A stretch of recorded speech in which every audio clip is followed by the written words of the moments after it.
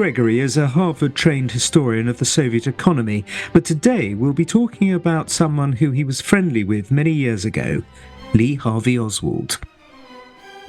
Paul, in your excellent book, The Oswalds, An Untold Account of Marina and Lee, you state that from June to mid-September 1962, you were the sole companion of Lee and Marina Oswald outside their immediate family. How did you meet them, and how did you spend that summer with them? The meeting occurred because my father was Russian, born in Siberia, managed to get to California where he graduated from Berkeley as a mining engineer.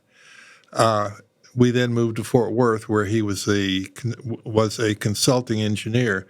And as a civic service, he taught Russian in the public library. So he was the only known Russian in Fort Worth, Texas, when Lee came. Lee immediately began looking for a job. They were staying at his brother Robert's house. Lee began looking for a job immediately and thought that his knowledge of Russian language, plus the fact that he'd lived 2-3 years in Russia, would be an entree to a good job. He needed a certificate that he could speak Russian, so he came to my father's office. They talked. My father determined he was pretty fluent in Russian. When Lee left, or as Lee was leaving, he left behind a phone number. If you want to get together, give us a call. I'm with my brother. I'm at my brother's house, and my wife, Marina, is there, plus our baby. And Marina didn't speak any English. She just spoke Russian, didn't she? She may have known hello. That was pretty much it. I didn't quite finish the story of the meeting. In any case, my father came home. I was quite excited as a rather bad speaker of Russian, and I wanted to meet this young woman directly from the Soviet Union, which was a rarity in those days. So we called up and arranged to go over to Robert's house, and that was the first meeting. And what were they like? That's a tough question. Lee didn't have much to say. The most notable thing was the fact that he always dressed well. He always wanted to distinguish himself from the hoi polloi, so he was well dressed. We visited for a few minutes. Much of the time was spent looking at picture books that they had brought with them about their life in Minsk, et cetera, et cetera. It was just a sort of an awkward, brief conversation. We left, but there was some talk of me and Marina meeting to practice my Russian. And that indeed is what happened. So a couple of weeks later, I appeared at their front door and supposedly to study Russian with Marina. In fact, there wasn't much of that, but there was some good conversation practice, and that went on much of the summer, as you said from the dates. You drove them around in a yellow Buick and explored the environ. Correct. You say that he dressed himself to distinguish himself from the hoi polloi, but of course he believed in the dictatorship of the proletariat, didn't he? He was a convinced Marxist-Leninist. Did you talk politics much? Not much. I think he thought he was somewhat above this 21-year-old kid who had never had any real life experience. It was. I never saw him in work clothes, and that for him was very important. So he was a welder, wasn't he? He was a welder. He, I think, changed at work. Most would go to, and he went to work on the bus or by foot. Of course, as a good Marxist, you have to have an elite. You have to have a leadership, and so insofar as he was a real scholar of Marxism-Leninism, of course he would be an exception and would not be hoi polloi. Was he an angry person? He didn't want Marina to learn English, did he? He would. There were rare occasions where Lee would get angry. He would get angry when I would talk to Marina about learning English. It was obvious that she was alone in a very hot house in Fort Worth, Texas in June, July, August, which was very unpleasant. She was alone. She couldn't speak any English. And I recall distinctly one day volunteering to bring her what we called flashcards with Russian on one side and English on the other. That upset Lee. I wasn't good at picking up signals, but I think I picked that signal up. When we had Lee and Marina over to our house for dinner with other Russians, one of the Russians from Dallas, and we call them the Dallas Russians, volunteered to teach Marina English, and Lee's response was, Marina should not learn English because that means I have to talk English with her, and it's very important that I keep up my fluency in Russian. This very much upset the Dallas Russians, who consider that this guy was a bore. And you distinguish the Dallas Russians from the Fort Worth Russians. What was essentially the difference between them? The difference was we in Fort Worth were very few, but we had sort of the queen of the Russian community, Gali, and she was from a noble family on which Tolstoy based War and Peace. So she was the queen. The dictator was a man named George Bucha, who was from Petersburg or Leningrad. He more or less managed the affairs. He was sort of a social worker for the Russian community, finding jobs and helping, actually teaching English and so forth. So that dinner that we had involved him, of course, as the organizer. And when they left, they drove Lee and Marina back to their home, which meant that the Dallas Russians knew where they lived, and this was a big problem for Lee. The last time you saw Marina was on the 22nd of November 1962, coincidentally exactly a year before the assassination of JFK. I was 10 months old during the assassination of 10 years, so I don't know where I was, but everybody else who's older than me knows exactly where they were when they heard about the assassination of the president. Where were you? Of course, I will not forget that. I was a student, an undergraduate at the University of Oklahoma. We had just gathered for a Russian lesson, which was scheduled for noon in the library. A fellow student came in and said, the president has been shot, no classes. I decided to go to the student union where there was a big screen TV, which was not very big by today's standards. There were probably 60 students sitting on the rug watching the TV, among them I. We watched Walter Cronkite on CBS, and then there was local coverage, which was repetitions of the shooting and the chaos and mayhem that was going on at Dealey Plaza. Then they said, well, Cronkite came on, and it was clear that he was going to announce the president's death because he had tears in his eyes. So he announced the president's death. About an hour later or an hour and a half later, there was a call. They have a suspect. They're bringing him in. I was quite shocked, as you can imagine, to immediately recognize it was Lee. And I said, I know that guy, but no one paid attention to me. They must have thought I was crazy. And then you phoned your mother? Maybe an hour and a half later. And an hour and a half later is a very brief conversation. Mother, was it Lee? Answer, yes, it was Lee. That was our conversation. How long was it before the Secret Service and the FBI and basically everybody descended on you? 9 a.m. the next day.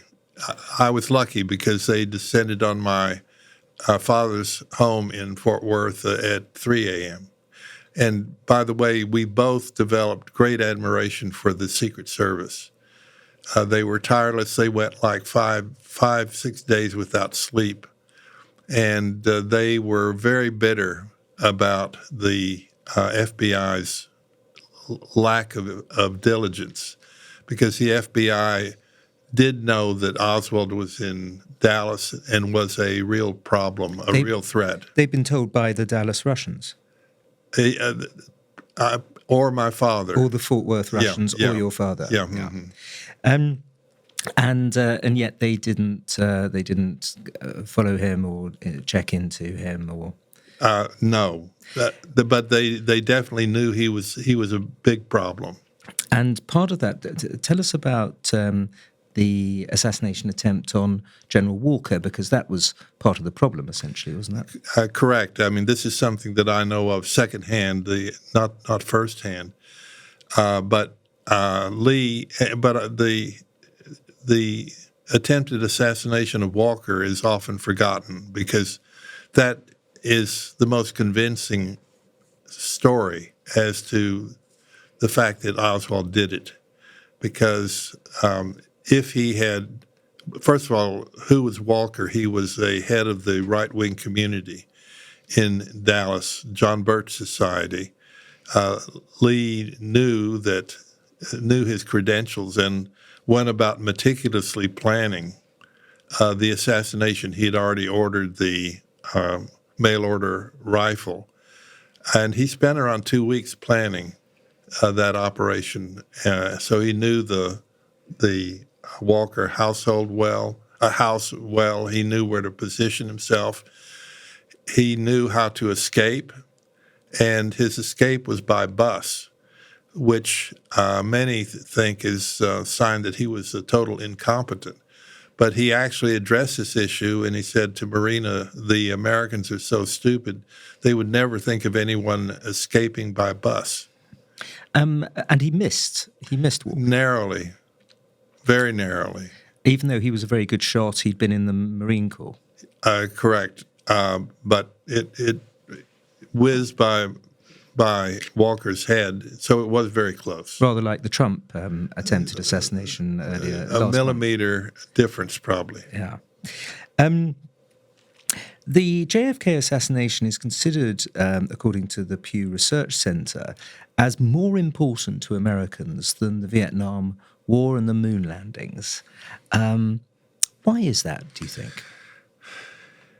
Well, for those who lived through it, this was there was an incredible reaction to the death of JFK.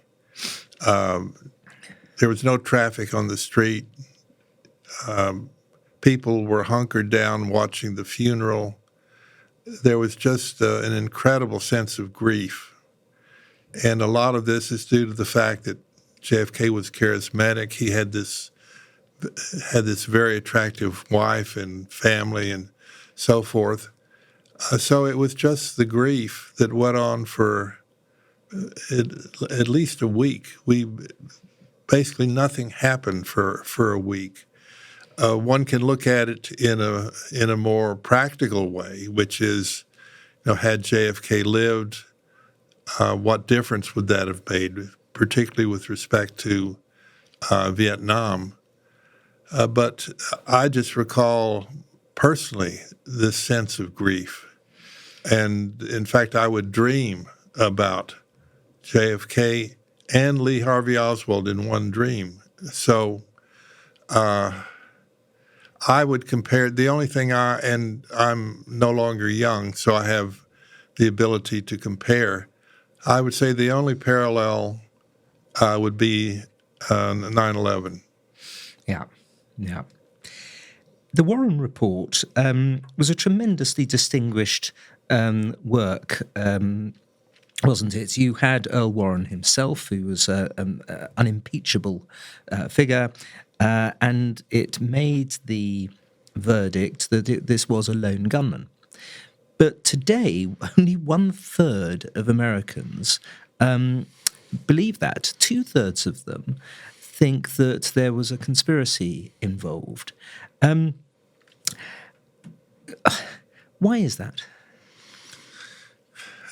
I thought about that a lot in writing this book.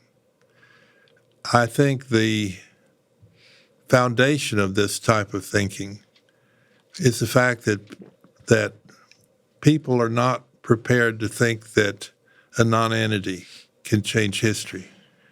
And Oswald was indeed a nonentity, a little guy, as I would refer to him. That I think is the main factor. You then have to contend with the fact that there are going to be all kinds of coincidences, serendipities, etc., which is going to give a handle to some conspiracy theorists that this guy couldn't have done it. But I think the underlying theme really is that little guys don't change history. That's not a very scholarly answer to your question, but I think that's the main factor. And of course, the JFK conspiracy theory is the granddaddy of all the conspiracy theories. In a sense, it's the one that starts this new phenomenon, which has done so much damage, hasn't it, to the American political discourse? That was the beginning of distrust in government. I believe the Warren Commission did remarkable work in a short period of time. The most distinguished Americans were involved in it. I testified before it and can tell you they were very thorough. So I expected then and now the public to accept the conclusion of this very distinguished panel. I didn't realize the fact that the little man changing history would prevail. There was money in conspiracy. There's not money in writing about a little guy who happens to be at the wrong place, wrong time, or right place, right time, as far as he was concerned. So it's an industry, essentially. It's someone counted it. I think there are 2,000 books. Wow! If you can accept that number, it's incredible. Yes, my Don at Cambridge, Norman Stone, said that you get cock-up theories of history and conspiracy theories. Mm. Occasionally there are conspiracies, the Cato Street conspiracy, the Cataline conspiracy, but most often it's a cocked-up conspiracy that explains history. But you believe, as you say in your book, that Lee Harvey Oswald had the motive, resources, cunning, and killer instinct. And that's really what you need, as well, of course, as being an extremely good shot, firing from a book depository at a moving car. I, for the first time, visited the sixth floor museum recently, about a year ago. So the first thing I did was to go to the window. And believe me, it's not much of a shot. And it occurs at a right turn intersection where the car would have been basically standing still. So, and then I talked to some of our military experts here, and they said any Marine could make that shot. So there's a lot of controversy about how difficult the shot was. And how many shots there were. And how many, exactly 2 or 3 in the grassy knoll, et cetera, et cetera. And the man with the umbrella. And, it's the gift that keeps on giving, doesn't it? The conspiracy theories. Believe it or not, me and my father are among those who conspired to kill Kennedy. It was not really picked up. I think it began in Moscow, by the way. Because in Moscow, they decided, once they got the word of the killing from the Washington embassy, once they got the word, they said, we can't allow a communist to be the assassin of an American president. So they had to find a scapegoat, and the scapegoat was the conservative Russian community of Dallas. And I'm supposed to have basically lived at the Oswald house. This has not been picked up by many, but it's part of desinformatia. I don't know if you'd like to walk around as a potential murderer of the president. No, I certainly wouldn't. And didn't they also connect your father to the oil industry, and Yes. therefore, for some reason, the oil industry wanted to kill JFK? Yes. One of the reactions to my book, which was published and written with a 60-year delay, the question was, why did you wait 60 years? We waited 60 years because we didn't want to be associated with this. It would have destroyed our social standing in Fort Worth, which was pretty good. My father had a booming oil consultancy business. So we went to all kinds of measures to avoid being identified with this event. My father had a more interesting experience than I because he translated for Marina for 6 days in the aftermath of the assassination. So one reason for casting doubt on my writings on this subject is the fact that I waited 60 years. But I definitely couldn't have done it while my parents were alive. And then I had other things to do. And as well as the oil industry, the Dallas Russians have been blamed, the mafia has been blamed, the Cubans have been blamed. That Oliver Stone movie, JFK, seemed to blame all of them and more.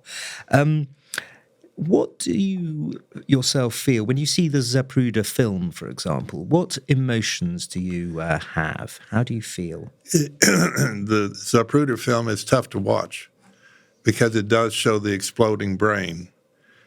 Just as if Trump had been hit, his brain would have exploded. So it's not something I wanted to watch more than once. However, it's devastating.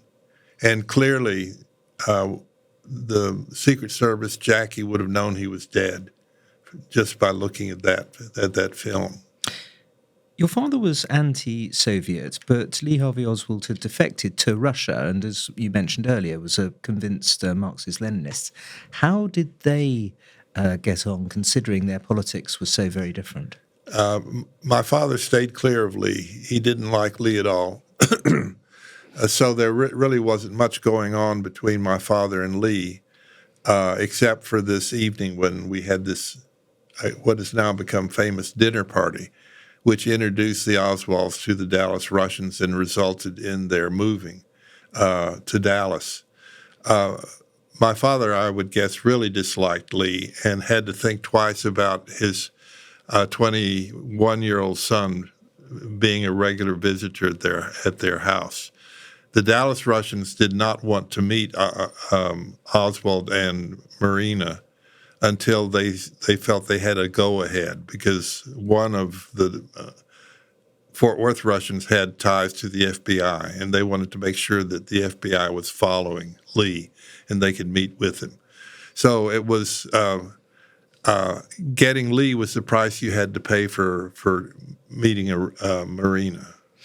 And of course, almost immediately after Lee Harvey Oswald assassinated JFK, he was himself murdered by Jack Ruby.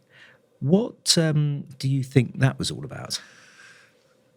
Well, if you think in terms of probability theory, you have to multiply one incredible event by another incredible event.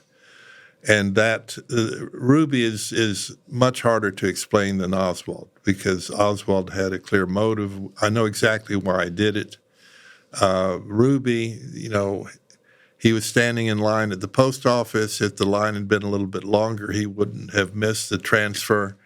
So I I stay clear of Ruby because I have no firsthand knowledge of Ruby. I have nothing really to add other than the fact that that was a move that really bolstered the conspiracy theorists. And the assumption, because he was a nightclub owner, that therefore he was involved in the mafia, also boosts it, doesn't it? He was a very minor mafia player. I think he had to turn over 10% of his take to the Chicago mafia. And I don't think that's much under dispute or very important. So, but you can't, I don't know, think up a motive apart from maybe patriotism or what he said that he cared desperately about the horror of what had happened and felt sorry for Jackie Onassis and so on. I tend to believe. I mean, he died a natural death, and he took whatever secrets with him to the grave. I think he would have broken. His explanation makes sense. He had great sympathy for Jackie and wanted to spare her the trial. Your father translated for the Secret Service when they were questioning Marina. Yes. How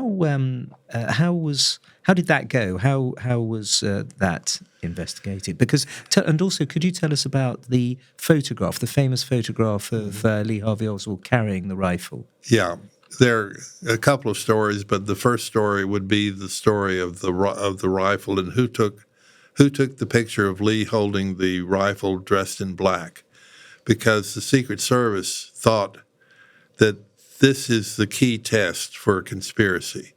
If someone else had taken the photograph, that would have been an indicator of a conspiracy. Marina was terribly frightened throughout the entire process. She had two little kids. The FBI of Dallas had earlier warned her that they might deport her. So she already had this deportation image in her mind. She may have even thought that she would be executed, because if she were in Russia, it would be life in jail or execution. So she was very frightened and did not want to admit that she had taken the photograph. So I would say the major contribution of my father was to sort of present a friendly image to Marina and to convince her that telling the truth is best. So she did eventually confess to taking the picture.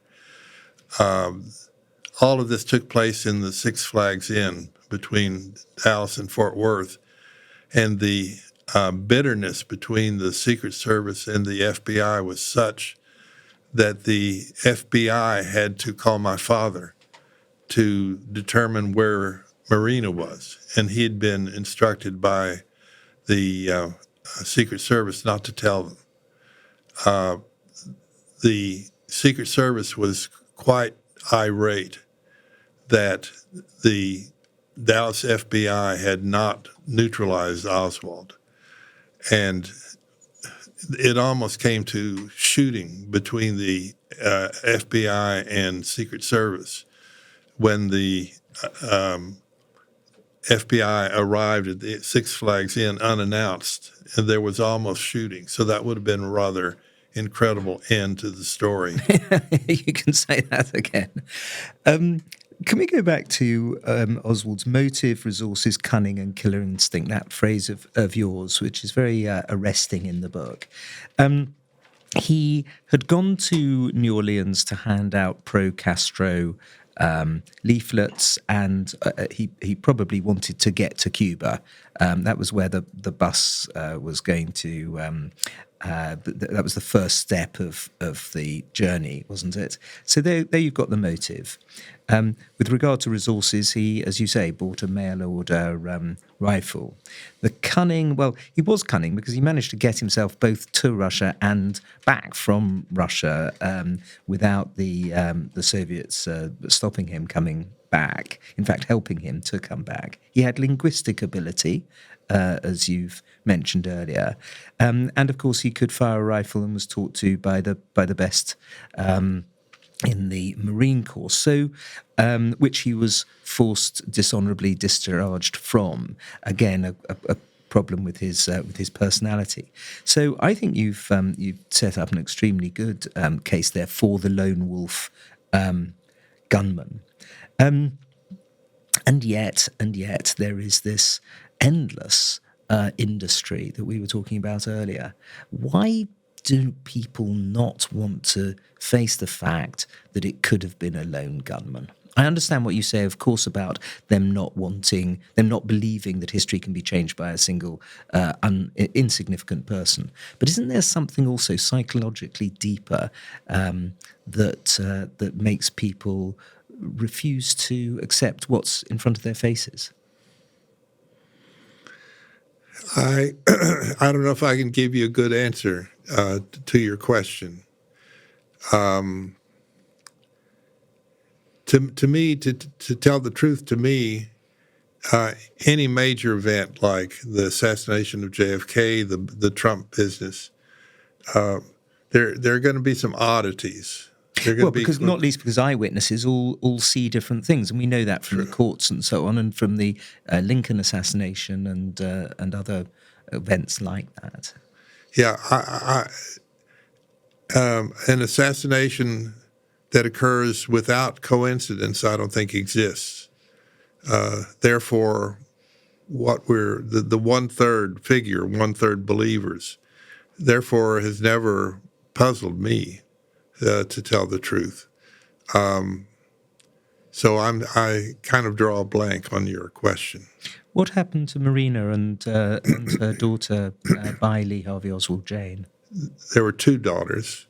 One was almost a newborn at the time of the assassination. Marina, freed of Lee and rather wealthy, which few people know because there was such sympathy, such an outpouring of sympathy for Jackie and for Marina, that huge amounts of money were flowing in, donations for the benefit of Marina.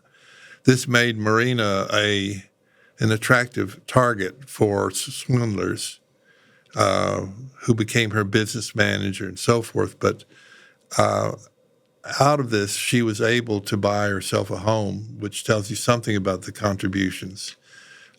She remarried to a quite upstanding, nice fellow who has protected her from me, for example, because I wanted to talk to her one more time, and that just didn't happen because has such a protective web around her, which I admire, by the way.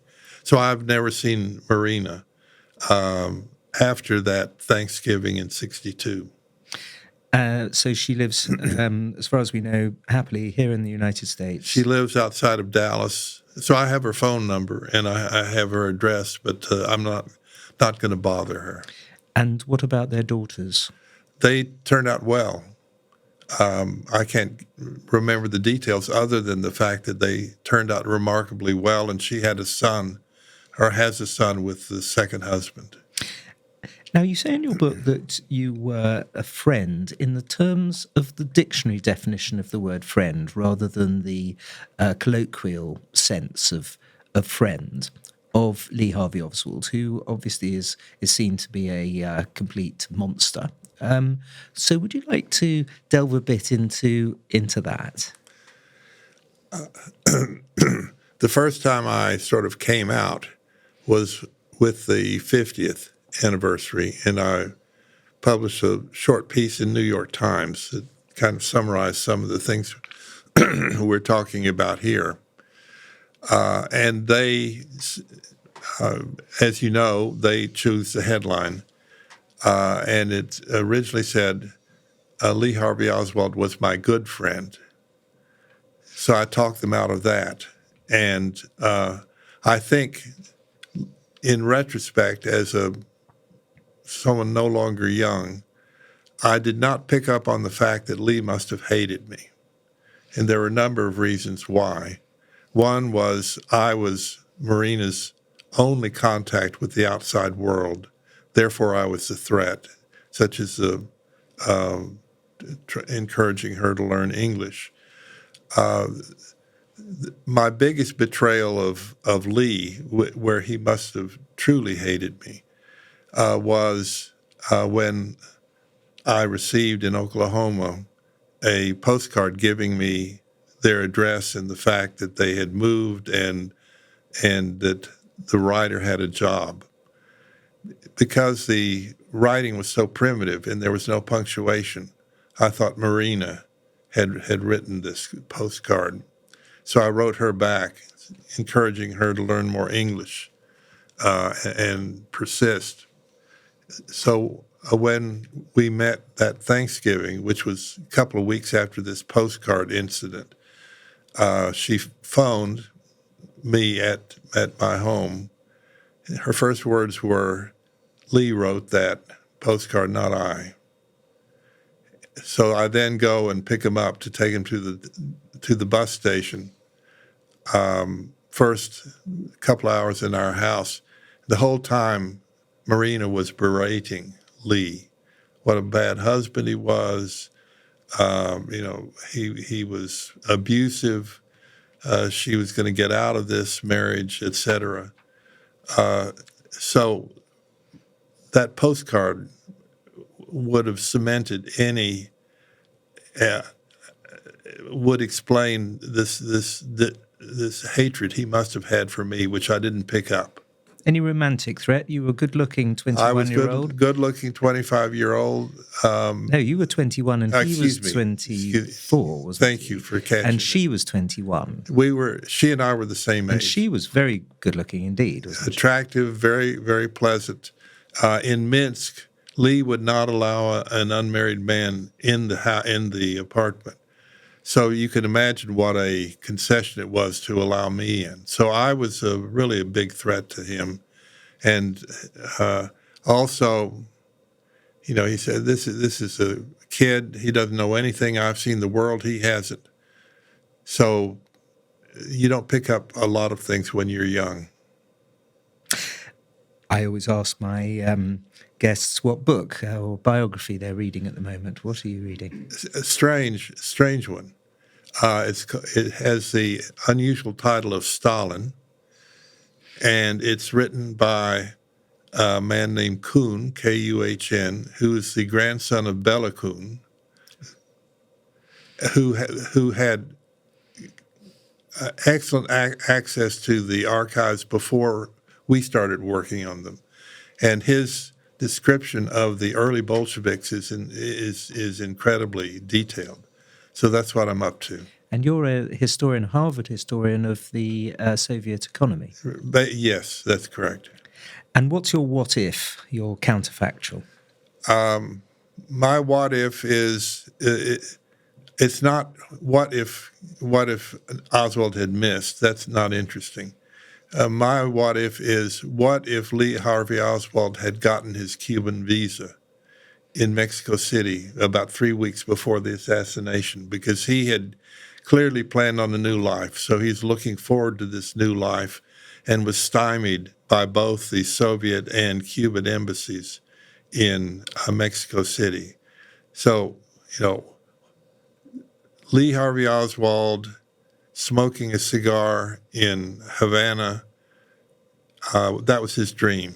And he had just lost that dream when he came back. It wouldn't have been Fidel Castro's dream, would it, to have had the assassin of JFK No. claiming asylum in Havana?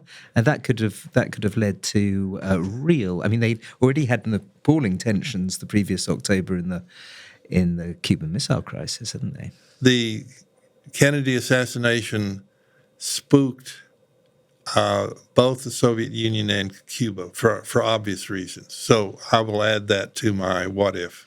It's a good one. Let's do the obvious, though. What if the bullet had missed? And what do you think? American troops were already being sent to Vietnam under the Kennedy administration, weren't they? What's your sense of how Kennedy might have made a different choice than LBJ? Isn't that just wishful thinking in a sense? Well, it's having lived through it as a 20 or 21-year-old, I had great admiration for JFK's diplomatic abilities, primarily because of the Cuban Missile Crisis. If you had lived through that, I mean, we went to sleep at night not knowing whether we would wake up. So that made me quite a JFK fan. But that doesn't answer your counterfactual question. Professor Paul Gregory, friend but not good friend of Lee Harvey Oswald, thank you very much indeed for coming on Secrets of Statecraft. Thank you for having me. Thank you, Paul. On the next Secrets of Statecraft, I'll be joined by Natalia Bugayeva, a Russia Fellow at the Institute for the Study of War.